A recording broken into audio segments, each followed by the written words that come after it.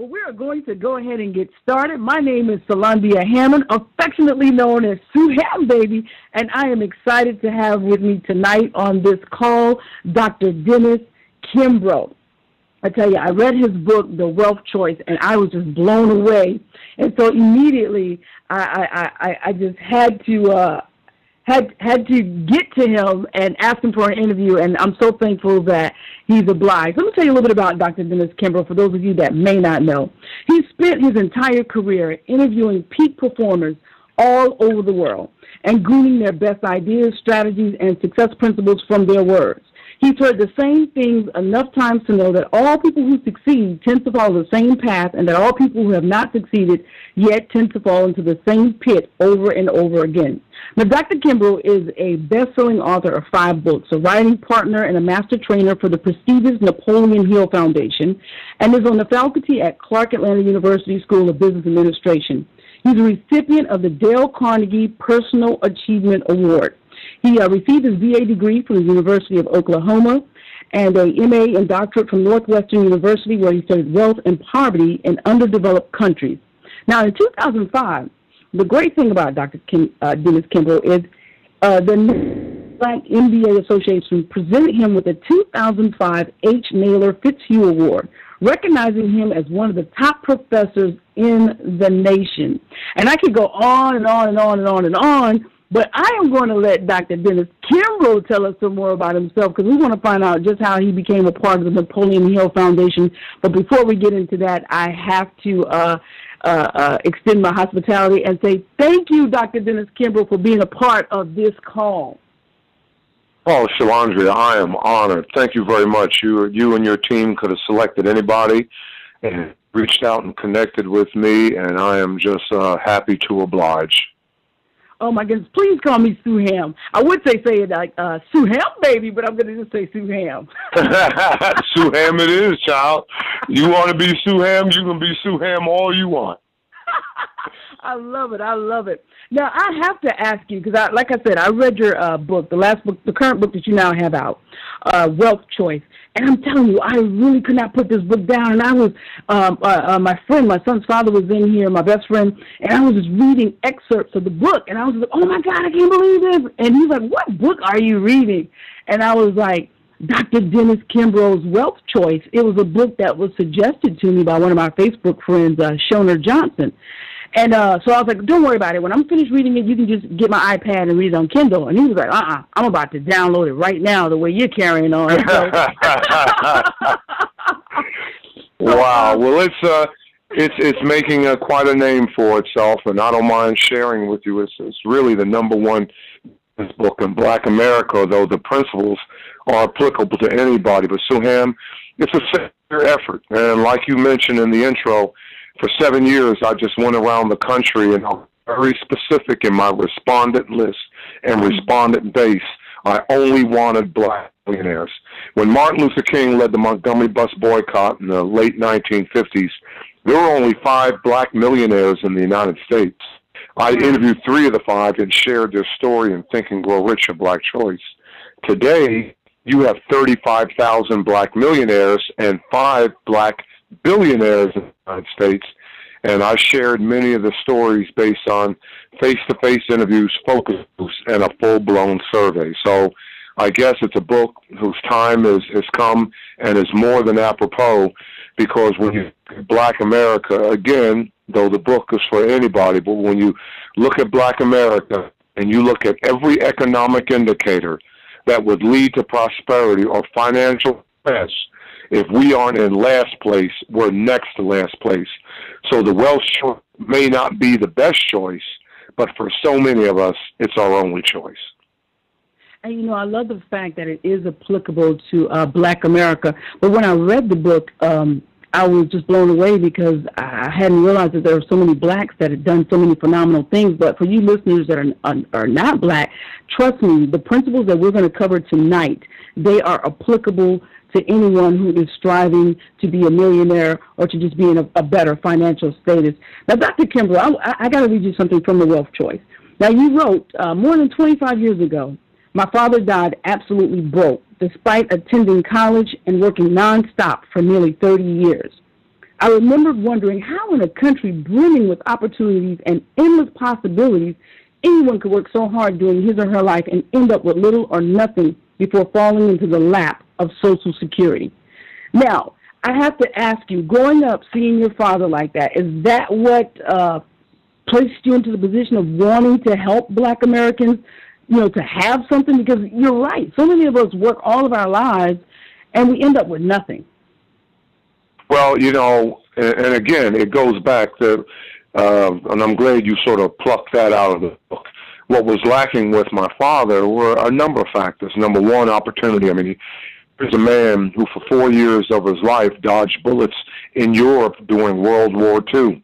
He and his generation and African-American males come back from Europe after defending this country. Number one, can't get a job because of the color of the skin. Number two, no one is going to, avail them of a home mortgage, so they can't own a home. Though we lived in New Jersey, he's got relatives down south who can't vote because of their color of the skin. But that wasn't going to hold him back in terms of his love for the country, because when I began to cite all the obstacles and challenges that were thrown in his path by the government, he says to me, young man, I don't ever want to hear, badmouth this country. In other words, he knew opportunities were out there, and he knew that times, and this is what he would do. Suham, every Sunday, my dad would shine his shoes and get ready for the following week, the upcoming week, like someone's going to pluck him out and offer him an opportunity. But the bottom line is he was ready, and he would always say to me, you got to be ready, because times like these won't be as hard on the Negro. Son, you got to be ready. And he was so right. Martin Luther King knew that these times weren't always going to be tough, and opportunities were going to come our way. I tell my students at Clark Atlanta, Suham, that this is the first generation. These students that I stand before every Tuesday and Thursday, I said, from the first African Americans who came on these shores in 1618 to today, here is a generation, number one, never heard the word no. Here is a generation that was never forced to the back of the line. Here is a generation where if they walked into a restaurant, they would never hear that phrase, "We don't serve your kind." If they ever walked into a movie theater, no one ever placed them in the balcony because of the color of their skin. So, I got to see a little bit more ROI from this generation, return on investment. I got to see a little bit more passion. I got to see a little bit more energy. And I got to see them on a quest, as the good book says, to live life and to live it abundantly. And when the book says to live it abundantly, Suham, it doesn't mean high-end, Gucci and Prada and Aguilera. It doesn't mean that. It means what you said early in the introduction, to see possibilities. We've only got two goals in life. Goal number one, always to stand at the right hand of God, always to find truth. And goal number two, to see the light. Because when you see the light, you will raise your standard of living. Two simple goals, but so difficult for far too many. Wow. That's deep. That's very profound. And like you said, when you see the light, you're going to raise your goals. You're going to raise your standard of living. That definitely happened for me. Now, for people who do not know, you've got to tell them the story of how you came to finish Napoleon Hill's transcripts for Think and Grow Rich, A Black Choice. You've got to tell them who Mr. Stone was and, about the whole ordeal. Of course, I read it in your book, but I'd just like for you to share it with the listeners out there, how this came into existence, your meeting with the Napoleon Hill Foundation. And explain who Napoleon Hill is. And you know what? I'm glad you brought that up, because so many people to this day, they want to know, how did you get your name on Napoleon Hill's book? And even some go as far as saying, how did you rip Napoleon Hill off like I ripped this man off? I didn't call W. Clement Stone and the Napoleon Hill Foundation. They called me. I was going around this country, interviewing peak performing African-American high achievers, leaders. Wasn't concentrating so much on wealth, but those who made a difference for themselves, African-Americans, for a book that I was writing. And Suham, it was going to be my first book. And it was the title of the book was What Makes the Great Great. That was going to be my first book. That's the book that I was working on.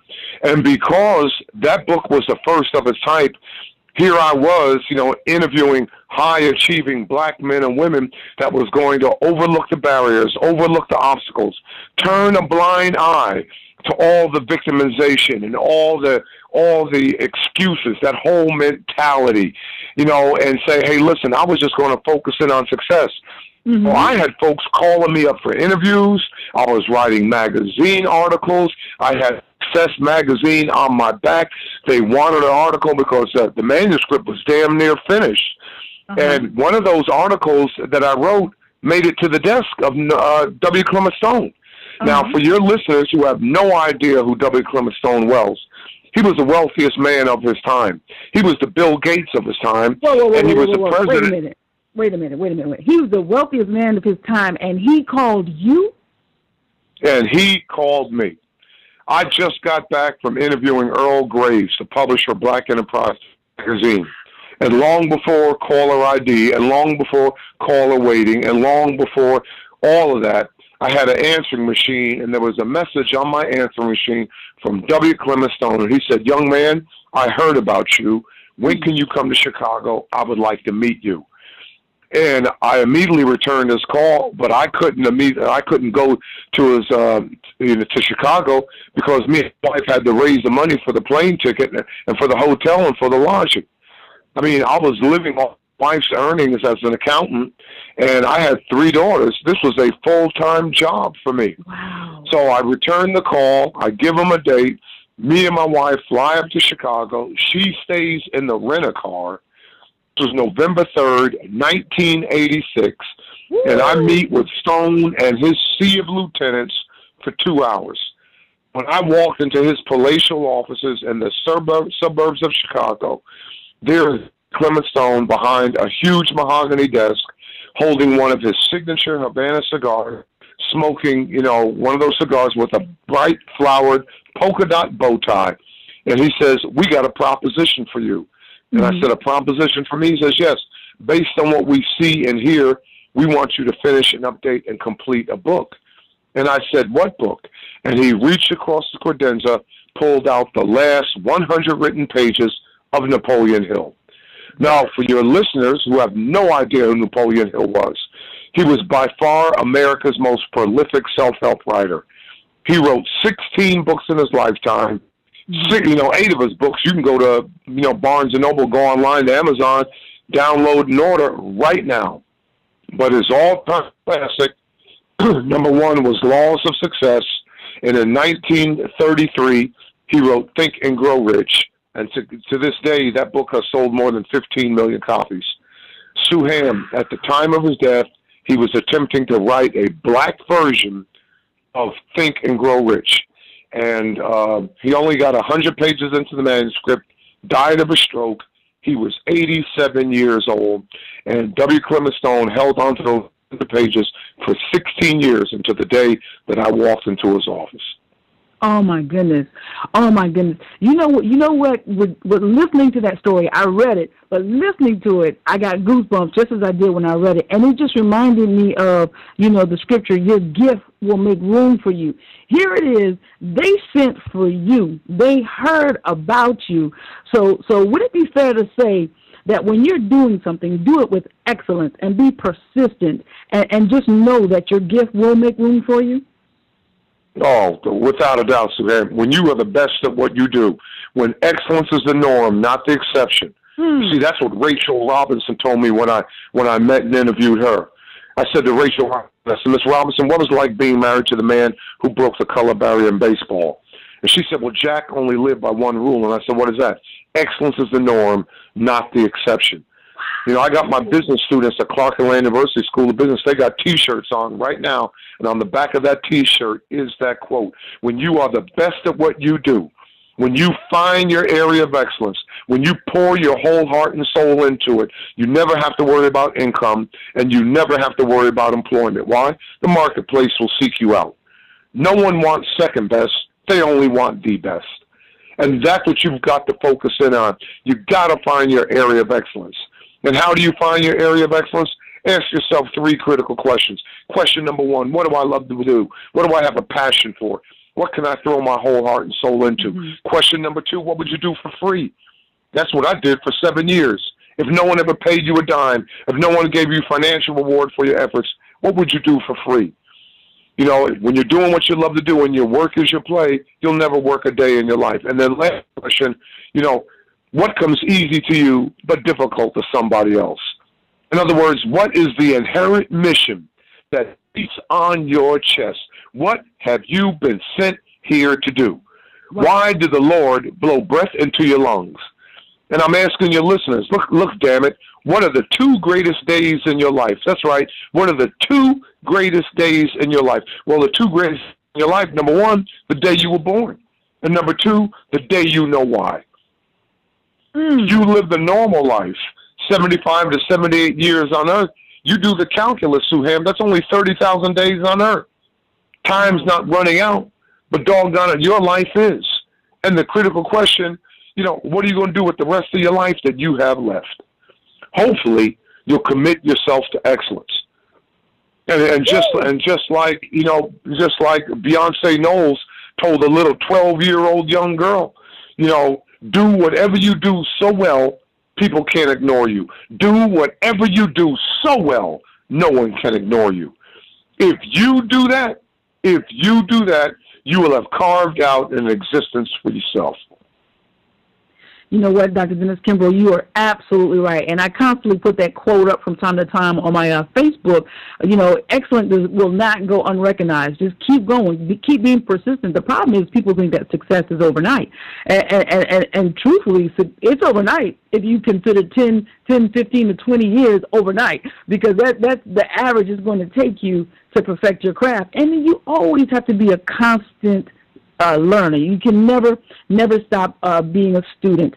But listen, what I want you to do right now, we're going to transition back to the Wealth Choice. I just wanted to give people a brief history of how you came to be a part of the Napoleon Hill Foundation and give them that history lesson, because I just think it's phenomenal. I mean, listen, I could go on and on. Yeah, I'm blessed. Yes, you are. After he gave me 100 pages. The manuscript that he gave me of Hill was only 100 pages. There were no chapter headings, but he discussed various thoughts and various concepts. And Suham, he only interviewed 3 folks, and none of the interviews I could use. He interviewed Ralph Bunche, who at the time was Undersecretary to the United Nations. He interviewed a gentleman by the name of James Brown, who was the president of Crusader Life Insurance. So I was sort of trapped in my own interviews, and I went home, and when I went back to the rent-a-car, my wife waited those 2 hours in the dead of winter, and she said, "What did he say? What did he say?" Because she told me that he offers you a job, you know, you're going to accept it. And I said, well, he didn't offer me a job. He wanted me to finish a book. He said, "Well, did you tell him you're writing a book of your own?" I said, "Yeah, Pat, I told him that." And he says, "A book?" He said, "You're already working on a book." And so I went back, and months went by, and I did nothing. I continued to work on what makes the great great. Mm-hmm. And my wife came into my study, and she said, "What are you going to do? You better call this man. You better decide to do something." Well, I wrote about 90 pages, and I put it in a FedEx envelope, and I sent it to the Napoleon Hill Foundation. And they opened it up, and they read the 90 pages, and they threw it in the trash. And I said, no problem, no problem. A few weeks went by, and this time I wrote more than 120 pages. And I overnighted it to them, spent money I didn't have, and the foundation, the executive director, he read those 120 pages and threw that in the trash. And before I could write another page, another word, he called me up in my Atlanta home, and he says, "Dennis, we've received your writings, and you're an excellent writer, but it's not the type of writing style that we want." "What do you mean?" He says, "Do us a big favor." And I said, "Sure." He said, "Take your doctorate, take your PhD, put it on a shelf. You won't need it for this task. We want this book as if you're writing a letter to a friend." And it was the best advice I was ever given. It changed my writing style overnight. You see, Suham, I would never write, "Suham, here's a black woman who had a difficult life." I would never write that. Right. What I would write, I would write, "Suham, here is a black woman who climbed the back stairs to success." Now, which one do you feel? Which one emotes energy? Which one can you take pause? Which one will force you to read a passage, put it on your night table, and read some more before you go to bed the next day. And that's the best advice that I have, and that's a part of my writing style now. Because I don't write for this generation. I write for generations to come. I have kids. Man, I got readers right now. About a month ago, I got a phone call from a young black male. He lives in Liberty City, Miami. And Sue Ham, he was going on and on and on and on about this book. He said, Dr. Kimbrell, I got your phone number. I hope you don't mind me intruding on your life. And I just want to thank you for your book. This book has changed my life. I didn't know there were black people that live like this. All I've known, I've had a life in the streets here in Miami, but your book changed my life. And I am telling everybody about this book. They got to go get it and pick it up. And Sue Ham, I thought he was talking about the wealth choice. He was talking about Think and Grow Rich, a black choice. Wow. Wow, that's phenomenal. And I told him, I said, that book is more than 20 years old. He said, where has this book been? And I told him, the book is damn near as old as you, young man. But you hear this, like that old passage, when the student is ready, the teacher appears. That's true. That's true. Well, I think last week, I got to tell you this story. Okay. Last week, I'm minding my business, getting ready for class the next day, and I get a phone call from a correctional officer, and I'm not going to tell you which state. And he told me he wanted to thank me from the bottom of his heart. He found a guy who had my personal cell phone number, and he called me up, and he says, this book is life-changing. He's talking about the wealth choice. And he says, he's a correctional officer, and he told me the correctional facility.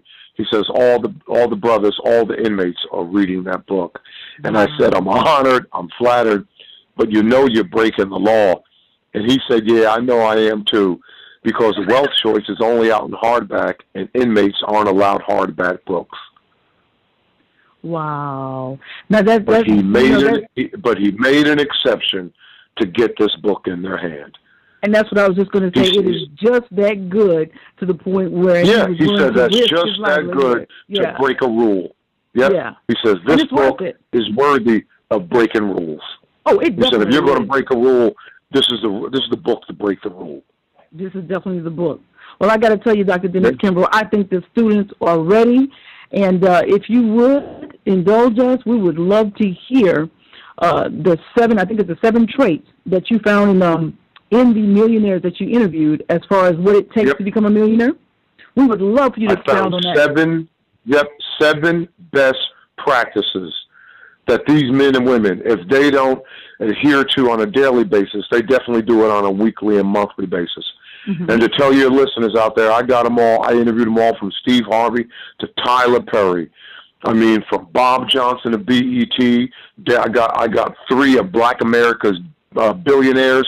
And as you know, if it weren't for the 07-08 recession, there were 5 other individuals who were on track to become billionaires, and I got all 5 of them. Kathy Hughes, I got Damon John of Shark Tank, Antonio Reed of X Factor. But the bottom line, I found 7 competencies, 7 best practices. Number 1 is knowledge. Prosperity begins in the mind, but ends in the purse. We live in a society that is predicated upon the following mantra: if you want to earn more, I suggest that you learn more. And if you don't adhere to the first law, which is knowledge, Sue Ham, it makes no difference to go on to the other 6. The other 6 won't do you any good. I had one of the focus groups that I had right here in Atlanta, and I asked one of the members, and in the focus group, Sue Ham, there were only 7-figure types. There were only black millionaires in these focus groups. If you were an African American and you did not cross the 7-figure barrier, you weren't in that room. And I held 6 focus groups. One of the focus groups I had in Washington, D.C., both Bob Johnson of BET was in that room, and Carla Harris, the most powerful black woman on Wall Street, were in that room. And I hate to sound so uneducated. All I can say is wow. I hate to keep saying wow. I'm just amazed. Both of the Roberts brothers, Mike and Stephen Roberts, were in that room. So, and again, prosperity. So one of the focus groups, I asked one of the members, the respondents in the group, and I said, so what's the key to, prosperity and financial well-being? And he said to me, outread the other guy. The average black millionaire almost reads a book a week. The average black millionaire only watches 4 hours of TV a night. That equates to 28 hours of TV a week, when the average African-American watches 76 hours of TV a week. There's only 168 hours in the week, and you're asleep 1/3 of the time. And here you are spending the other time, 76 hours of those other 2/3. You're going to be in front of that TV? Come on, we're better than that. So number one is knowledge. Number two is you've got to make a decision. You must make a decision that you will not be poor. Suham, there are 50 million different choices that we can make on a daily basis. You made a choice of what you were going to wear today. You made a choice if you had lunch, what time you were going to eat lunch, where and when you were going to eat lunch, and who you were going to eat lunch with. Now, 99.9% of these choices you don't have to make. Your listeners don't have to address. You can turn your back on these choices. But there are two choices that you must confront as soon as your feet hit the ground when you wake up in the morning. Number one, you can accept the circumstances as they are. And number two, you can take the responsibility to change them. And these men and women, these black wealth creators, always took the latter approach. At the counter of success, there are no bargains. You must pay the price, and you must pay it in advance and in full. And if you have to bargain for the price, the price is too much for you. Go on and do something else in your life. You see, I interviewed Victor McFarland of McFarland Partners, real estate developer out in San Francisco. And he was raised by a single parent in Middletown, Ohio. And he told me the first 12 years of his life, his mother, they lived in an apartment, and his mother had a one-bedroom apartment and had a couch in the foyer area of that apartment.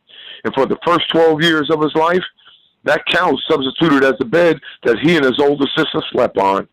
And when he shared that with me over the course of the interview, I had empathy. I had compassion. I felt sorry for him.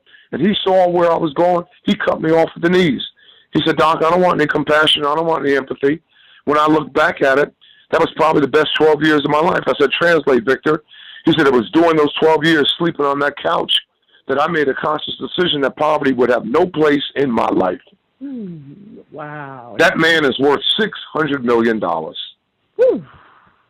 When I interviewed him, I took notes with both hands. Now, he could have made 50 million different excuses. But he wasn't going to accept those. You see, Suham, the rich and the powerful, they make excuses. Excuse me, the rich and the powerful, they make money while everybody else make excuses. I totally agree. You see, the poor keep score by cars and clothes. The middle class, they keep score by degrees and titles. But the wealthy keep score by their bank account. And it begins by making a decision. Number three, focus on your spiritual gifts. You got to believe in yourself when no one else will. And all of them had deep-seated spiritual beliefs, and all of them believed in themselves. I asked Tyler Perry, how did you go from sleeping in your car, both in New Orleans and both in Atlanta? And he said, nothing but the grace of God. I asked Damon John, what was the defining moment in your life? He said, when I had to burn the furniture. I said, what do you mean burn the furniture? He said, when I finally got financing from Samsung to, go ahead and start my apparel line, I hired all these seamstresses, and they showed up at my mother's house with all their equipment. I had no place to put their equipment. I said, what did you do? I took all the furniture out of my mother's house, put it in the backyard, and set it on fire. Oh, my goodness. Wow. Oh, wow. I asked Kathy Hughes, who spent, when she bought her first radio station, 1 year she slept on the floor of that radio station with her young child, and they ate off a hot plate. And that restroom down at the end of the corridor, well, that was the bathroom that they bathed in every day. For 2 years, Michelle Hoskins, every Monday morning for 2 years, she called Denny's at 10:30 Monday morning sharp, trying to land a contract, trying to convince Denny's to use her syrup on their pancakes and waffles. You got to believe in yourself.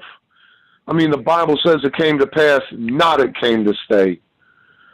And when it comes to the fear of failure, I mean, these black millionaires, they experience the fear of failure. They aren't any different than you and I. But the average individual, they'll go ahead and work in corporate America, Sue Ham, and after working in corporate America for 5 years, they go out and they blast forward and start their own business. Well, after 6 or 7 months, when they can't find a customer, when the business is going down the tubes, when they're getting behind on the mortgage, when the car is about to be repossessed, they pull out the resume and they blow the dust off that resume and they jump back into the job market, hoping to find a job, scared to death that they're going to lose their house. But the black millionaire, you know, the same thing happens to them. They get behind on the mortgage. They look at the fact that they're going to lose their car. And instead of blowing the dust off of that resume and jumping back into corporate America, they're scared to death. They are more frightened of working on a dead-end job for the rest of their life than losing that car and losing that house. Yes. They encounter the fear of failure, but they're more afraid of spending their existence on that dead-end job and punching that time clock. And they say, damn it, the hell with that job. I can't spend my existence working on a dead-end job. Come take the car. Come take the house.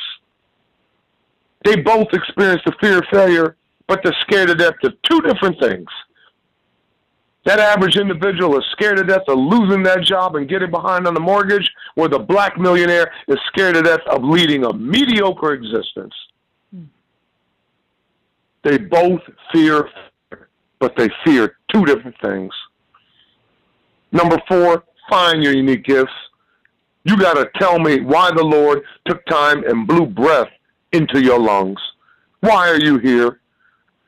When are you going to place your fingerprints on life and prove you were here? Like I said, the 2 greatest days of your life, the day you were born, and number 2, the day you know why. And with these black millionaires, they only want to make a difference. 4 things in life that they want to do. Number 1, they want to make a difference. Number 2, they want to make a difference with others who want to make a difference. Number 3, they want to make a difference with others who want to make a difference doing something that makes a difference. But number 4, they want to make a difference with others who want to make a difference doing something that makes a difference at a time when it makes all the difference in the world. And damn it, this is the time. This is the time. 27% of black Americans have no savings plan. 30% spend more on a weekly basis than what they bring in. 35% of black children were not only born in poverty, but going to be raised in poverty. And more than 40% of black America don't even have use a bank for their financial transactions. The Federal Reserve even came up with that term. They call them non-banked and unbanked. The number 1 bank in black America is Walmart. Number 2 is the post office, going there and getting money orders. How the hell are you going to build and develop credit? If you got a child, you can't even get a student loan to send your child to school. Why? You got 0 credit. So here is the opportunity, and it begins with you. What did Booker T. Washington say years ago? The circumstances that surrounds a man's or woman's life aren't important. It is how that individual responds is the number 1 determining factor whether you'll fail or whether you'll succeed. And what did T.D. Jakes tell me when I interviewed him when I was in his book line study? And I said, Bishop, I'm not getting on that plane and flying back to Atlanta till you give me the keys to wealth and prosperity. He said, you can run out of friends, you can run out of family, you can run out of neighbors, you can run out of money, you can run out of finances, you can run out of resources. But don't you ever run out of God. So that's the bottom line. What are your unique gifts? You got to be able to tell me. Number 5, you got to serve somebody. Service is the price that you pay for the space that you occupy. People will make you rich or people will make you poor depending on how well you serve them. And anybody can serve. Anybody can serve. You can get that homeless person at the, at the traffic light, navigating traffic with that cardboard sign. I will work for food. Anybody can serve. Anybody can be the most positive person in the room. Anybody can do more than what is expected, more than what is required. Anybody can wow the customer. Service is the price you pay for the space that you occupy. Q plus MA equals C. The quality of your service plus the quantity of your service plus the mental attitude in which is rendered always equals compensation. I don't know what book you read, but mine says, let your light so shine that it glorifies your Father in heaven. Jesus, where in God's name have you been? You had people scared to death. Don't you know for the last 2 or 3 days, we've been searching for you. You had people worried. People have been looking for you. And what was his response? What was his retort? Looking for me? You should have known I was always about my Father's business. But Suham, damn it, what is your Father's business? Your Father's business is raising consciousness. Quit crying, quit moaning, quit complaining. Get off your rusty dusty and chase your dream. The Lord does not make an accident. You are not a failure. You are an idea in the mind of God. And will you please stop trying to limit the unlimited? God does not make mistakes. He gave you a vision. He gave you a dream. He gave you health. What more do you want? Now go chase your dream. Believe in yourself when no one else will. If people try to tear down what took you a lifetime to build, doggone it, build anyway. Woo. If people talk about you behind your back when you're doing your best, let them talk about it behind your back anyway. If people laugh at you while you're working your fingers to the bone, let them laugh at you anyway, because in the final analysis, doggone it, it's never about you and them. It's only about you and God. Go ahead and pay the price. Before Jesus was resurrected, he was crucified. Before you had a black president, you were enslaved. And before your mother gave birth to you, she was in labor. Pay the price and it's yours. Who the hell are we listening to? Quit moaning, quit complaining, Black America. I'm tired of it. You got everything that you need for financial success. Now chase your dream. And you'll know when you have a dream. Why? You'll hear the dream stealers. The dream stealers come and tell you impossible. Damn it, impossible is somebody else's opinion. That's all it is. They told me it was impossible. How in the world are you going to interview John Johnson, the #1 black entrepreneur at the time? I didn't interview John Johnson once. I interviewed him twice. Tyler Perry's hard to get to. Tyler Perry personally invited me to the Fox Theater. He said, you can come and ask me any question you want. Wow. I interviewed Bob Johnson of BET twice. I interviewed Ben Carson twice. And they told me impossible. These folks are hard to get to. Well, if it's hard, damn it, do it hard. But find your unique gifts and go serve somebody. There's only two things that we need to do in Black America. Number one, get all the naysayers, get all the cynics, get all those with the victim mentality, get them out of the room. Goodbye. I don't know where you're going, but you got to get the hell out of here. We ain't got time for victim consciousness, because the victim consciousness, Suham, is only going to create more victimization. And when you get them out of the room, you got to find a way to get a laptop, notebook, computer in the hand of every black elementary school child in this country. Why? Because that's when the new ideas take shape. Because if you got an Android phone and you got internet access, I don't care what time of day you boot on, 9 o'clock in the morning or 9 o'clock at night, when you boot on, there are minimum 2 billion people online with you. That's 2 billion potential customers. 2 billion people you can share your dream with. So when they go ahead and get that notebook, a laptop, computer, and the dreams begin to unfold, if you don't get those cynics out of the room, they're going to go to that dream stealer with that dream, and the first thing that dream stealer is going to say, girl, there you go with your pipe dreams. Somebody tried to do that and they lost their shirt. My next door neighbor came up with that dream, and look at him.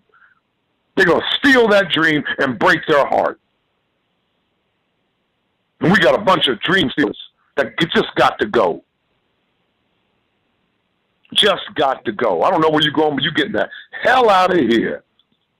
Yes. And then number six, thou shalt be in business for thyself. Going back to Bishop T.D. Jakes, and there I am. And what do you know about T.D. Jakes? They told him he would never make it in the ministry. Why? He got a heavy lisp. You listen closely enough and you hear that lisp. Number two, he never finished high school. That's what he and Martin Luther King had in common. Martin Luther King never finished high school. He entered Morehouse College after the 11th grade. T.D. Jakes went back and got his GED. They damn near ran him out of Charleston, West Virginia with only 8 members. But look at him now. 191,000 square foot facility, mega church, $45 million, 30,000 members. And what did Bishop T.D. Jakes tell me? He says, I asked him, I said, what is the key to prosperity? He says, give a man a fish, feed him for a day. Teach him how to fish, feed him for a lifetime. But show him how he can buy the pond, and no one in his family will ever know struggle. Black America, get up off your butt and buy the damn pond. Because Andy Young told me the same thing. That was probably the impetus for the wealth choice. Andy Young told me here's a man who walks side by side, arm in arm, hand in hand with Martin Luther King. He said, me and Dr. King, we integrated the lunch counter, but we never integrated the dollar. And I said, Mr. Ambassador, how do you integrate the dollar? He said, somebody's got to come up with the keys to trace the qualities of how to compete effectively in a free market society. And then he told me something that I'll never forget. He said, you know, it never was about sitting in the front of the bus. That is an email, that's a memo that we did not receive. You got black folks out here today who believes about sitting in the front of the bus. Maybe it's about owning the bus. And look at us now. We can eat wherever we want to eat. We can send our kids to the finest schools. We can stay in any hotel we ever want to stay in. We can drive any car we want to drive. The only problem is we can't afford to.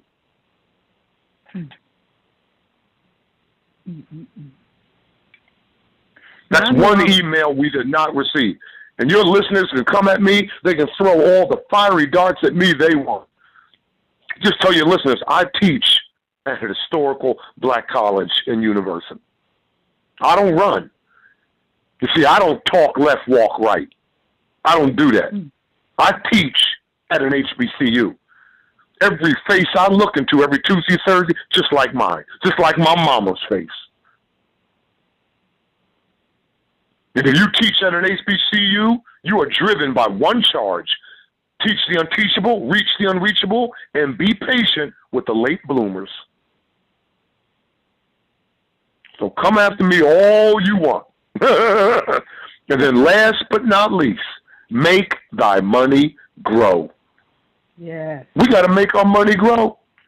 There are 175 countries that belong to the United Nations. And in terms of GDP, Black America, we are number 16. Each year, $1.2 trillion goes through our hands with absolutely nothing to show for it. Make thy money grow. You got 72,000 black churches in the United States. 72,000 every week. They collect $10 to $12 million in tithes and offerings. Every month, $48 to $50 million in tithes and offerings. Every year, $500 million to $600 million in tithes and offerings. Oh my goodness! Oh yeah, oh yeah, oh yeah. And we got our kids dropping out of school because they can't get financial aid. Can't get what? Collect $600 million in tithes and offerings. Every black kid in the United States should be going to school on scholarship. Black America, your money isn't your money. Your problem isn't your money. Your problem is what you do with your money. That's the problem. Is what you do with your money. We're the only race, Suham, that will give every dime away. Mm-hmm. And Wall Street knows it. And Wall Street knows it. If you doubt me, turn to BET. I want you to turn to BET and count how many times they show the same commercial twice. Just count. They'll show one commercial, then they'll have another commercial, then they'll show the same commercial again, sandwiched between two commercials. And my students say, Dr. Kimbro, they just showed that commercial. Why are they showing that commercial twice? Because they're trying the best to get you to the number 7. What do you mean get me to the number 7? Because they know when you see one commercial 7 times, if you don't buy the product, you will at least consider buying the product. And that's what they do to you. They're trying to get you to number 7 as fast as they can. because you're the only race that will give every dime away. Every dime away. Every dime away. No other group will do that. No other group will do that except you. As a matter of fact, you will spend money you don't even have.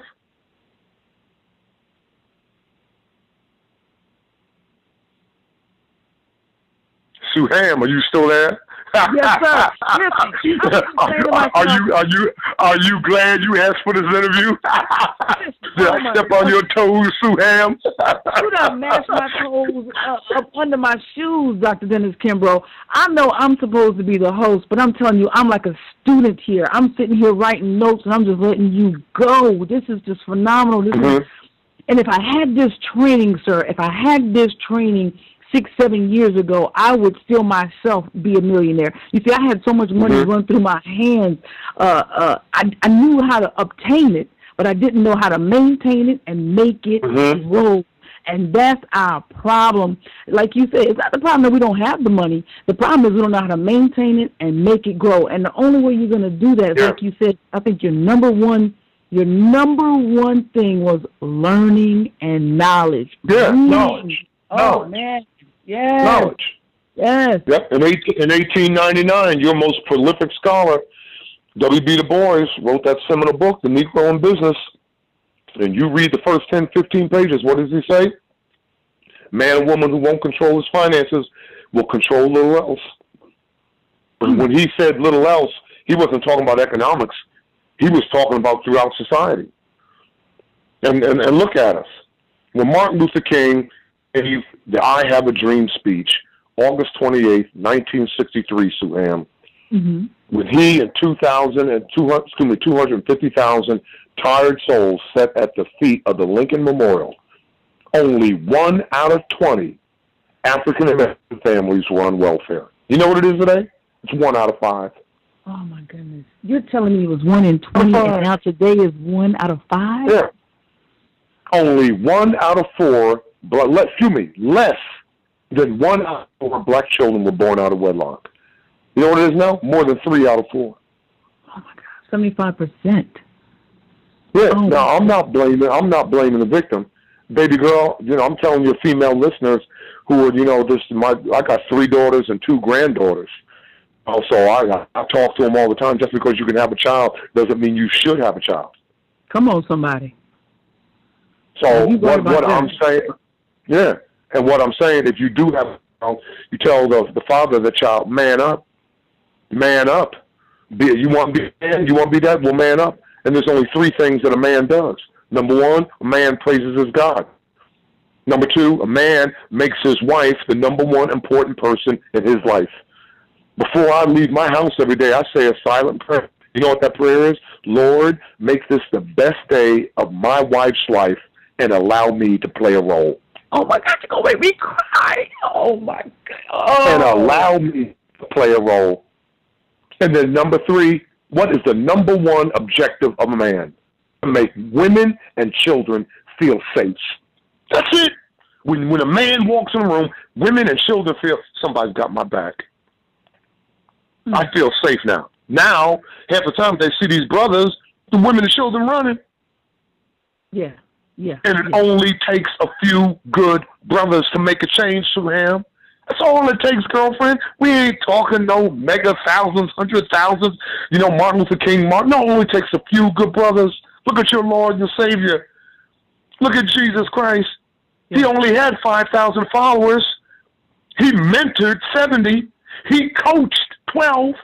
But the day he took his final breath, only 3 were there to see it. And look what we enjoy now. We enjoy the truth from those 3. And one of the 3, he looked down. Mother, behold thy son. Son, behold thy mother. In other words, everything in divine order. Everything in divine order. It only takes a few good brothers, all grown up, ain't afraid of nothing, brother. Cut the TV off and let's talk, brother. Put the video game down and read. Put the video game down and read a book, brother. Stay at home. Stay at home where you want to be, brother. Bathe the children. Get them ready for school the next day, brother. Attend PTA meeting, brother. Generate a regular paycheck, brother. Woo! Now I know sometimes mom and daddy got it separate ways.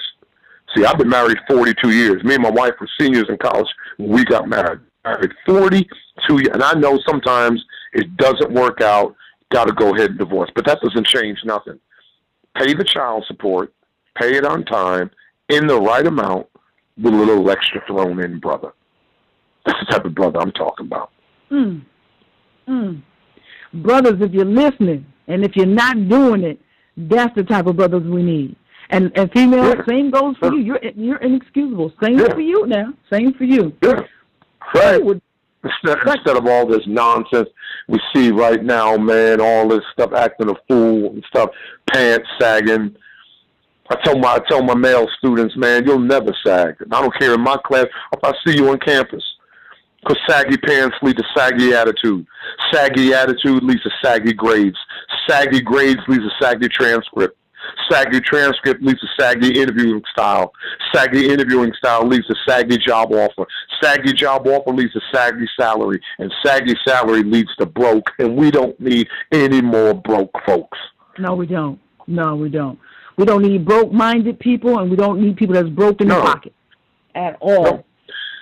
Well, Suham, I got to bow out right now. I hope you're not mad at me, but I got another engagement that I got to go to. Can we continue this conversation again in the future? We can, because I did promise the listeners a Q&A session, so I would love to get you back on. I know they would love that. Maybe we can get you on in the next week or two, and we can take some Q&As. Yeah. Tell your listeners to go out and buy The Wealth Choice. They gotta read it. We need a revolution. We need a revolution. You know what? I'm going to give you that opportunity. In closing, you tell them where they can get The Wealth Choice. Tell them again about who you are, and tell them go get the book. They'll find you on Facebook, Twitter, all that good stuff. Your website. Very good. You got it. Here we go. This is Dr. Dennis Kimbrell, Clark Atlanta University School of Business, author of 5 books. 2 are bestsellers, author of the newly released The Wealth Choice, Success Secrets of Black Millionaires, featuring the 7 Laws of Wealth. You can go to Amazon, you can go to Barnes & Noble, you can buy the book. I want you to pull out your cell phone. I want you to text your 3 closest friends. I want you to tweet. I want you to email. Ask your 3 closest friends, have you read The Wealth Choice? If not, why not? It is revolution time. Black America, let's start a revolution, and let's make sure it begins with you today. Now, sir, you guys on your website and Facebook and Twitter, all that good stuff. Yeah, you hit me up on Facebook. My website is www.denniskimbro.com. Tweet me at Dr. Dennis Kimbrell. Love to hear from you. Okay, Dr. Dennis Kimbrell, thank you so much. I truly appreciate it. And we are definitely going to implement these tips so we can increase that number of the 35,000 black millionaires to hopefully, well, we don't even want to put a figure on it. We just want to increase it tremendously. So thank you so much for your time. No, thank you for time, Suham. I love you so much. We will talk in the future, girl. Absolutely. Thank you so much. You take care. Hey, bye-bye. Bye-bye.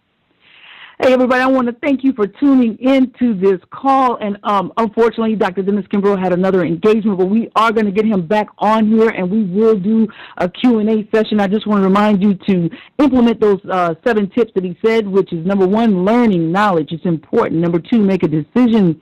Number 3, believe in yourself. Number 4, define your why. Why are you here? What are your unique gifts? Number 5, serve somebody. Be of service. Add value. Number 6, go into business for yourself. And number 7, make thy money grow. Make thy money grow.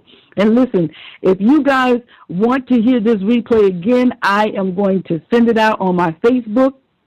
So if you're not a part of my family on Facebook, I'm asking you to go to Facebook right now. It's facebook.com/SueHamBiz. That's SueHamBiz.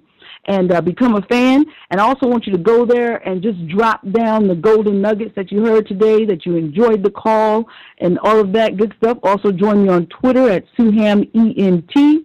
And I'd like to personally invite you guys out to a free webinar that I'm doing tomorrow that will help you to launch your own businesses, help you to go forward with your marketing endeavors to get yourself out there, because what good is having a good product or a service if no one knows about you?